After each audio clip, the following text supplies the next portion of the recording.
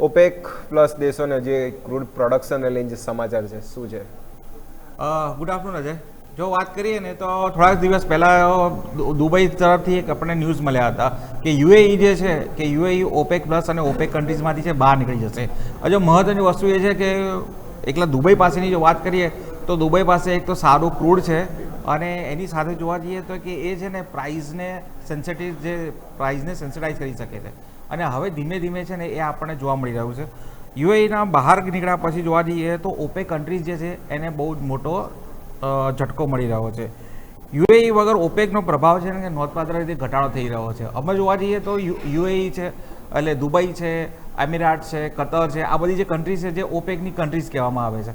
હવે એની અંદર જોવા જઈએ તો ઓપેકનું જે સપ્લાય પર નિયંત્રણ કે ને દુબઈ પાસે એટલી તાકાત છે એટલે યુએઈ પાસે, દુબઈ ના કહીએ પણ યુએઈ કહીએ, એમિરાટ્સ પાસે એટલી તાકાત છે કે પ્રાઇઝને સેન્સરાઇઝ કરી શકે છે, પ્રાઇઝના ઉપર નીચે કરી શકે છે. હવે જ્યારે એના પર બહાર નીકળી જાય છે ત્યારે જે કહેવાય ને એના પર પ્રાઇસ કેપિંગ લાગી શકતું નથી અને બને તો એ પોતાના રીતે ક્રૂડ ઓપન માર્કેટમાં વેચી શકે છે. એ રીતે આપણે જે તે સમયે જ્યારે દુબઈ એટલે એમિરાટ્સ બહાર નીકળ્યું ત્યારે વાત થતી હતી.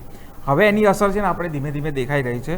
ઓપેકની જો વાત કરીએ તો યુએઈ વગર ઓપેક પ્લસની અંદર કહેવાય કે 46% જેટલી જે એને અસર થઈ રહી છે એ આપણને જોવા મળી છે.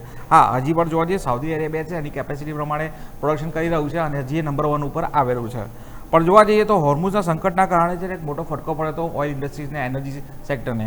હવે એની અંદર જોવા જઈએ તો મે મહિનામાં જોવા તો 101.22 1.12 કરોડ બેરલ જેટલા જે કહેવાય ને કે ટ્રાન્સપોર્ટેશન અટકી ગયેલું હતું અને એપ્રિલમાં જે કહેવાય ને કે એના કારણે 101.0 કરોડ બેરલ એ જે કંઈ મિલિયન્સ ઓફ બેરલનો જે અટકાવ કહેવાય ને કે સ્ટોપેજ થઈ ગયો હતો.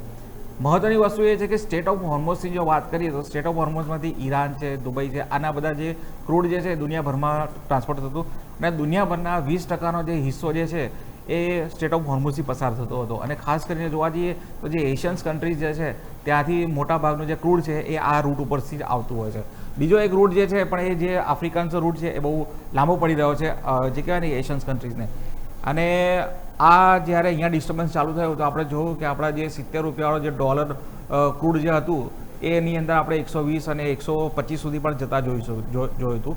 જ્યારે આજે એના પર શાંતિ થઈ છે તો આજે જોવા જઈએ તો ક્રૂડ જે છે એ 62 અને 63 ડોલરની આસપાસ જે છે, સોરી માફ કરજો, એ 73 અને 72ની આસપાસ ટ્રાવેલ કરી રહ્યું છે. બોલે કે આજે કહેવાય ને કે ભૂલથી બોલાઈ ગયેલું પણ સાચું પડે જો 63 અને 62 પર આવી જાય તો એનાથી આપણે દેશને કેટલો સારો એવો ફાયદો થઈ શકે એવો છે. પણ જોવા જઈએ તો ઓપેકની અંદર જે યુએઈનું મોટું પ્રભુત્વ હતું અને એના ગયા પછી જોવા જઈએ તો આપણે કે અત્યારે ઓપેક પ્લસ અને ઓપેક ઉપર જે અસર થઈ રહી છે અને જે દુબઈ છે એ બહુ જ કહેવાય ને કે મહત્ત્વનું પાર્ટ ધરાવતું હતું અને એના હિસાબે અત્યારે જોવા જઈએ તો ઓપેક અને ઓપેક પ્લસને અસર થઈ રહી છે. અજય. ઓકે, તો ખાસ કરીને ક્રૂડના રિલેટેડ ચર્ચા અને ઓપેક પ્લસ દેશો ખાસ કરીને જે પ્રતિદેલે જે આપણે જોઈશું ખાસ કરીને જે પ્રોડક્શન અહીંયા વધી રહ્યું છે તો આ બધા સમાચાર હતા ખાસ ક્રૂડ રિલેટેડ. હાર્દિક, પહેલાં તો ખૂબ ખૂબ આભાર જે સમાચારોને લઈને તમે આવ્યા.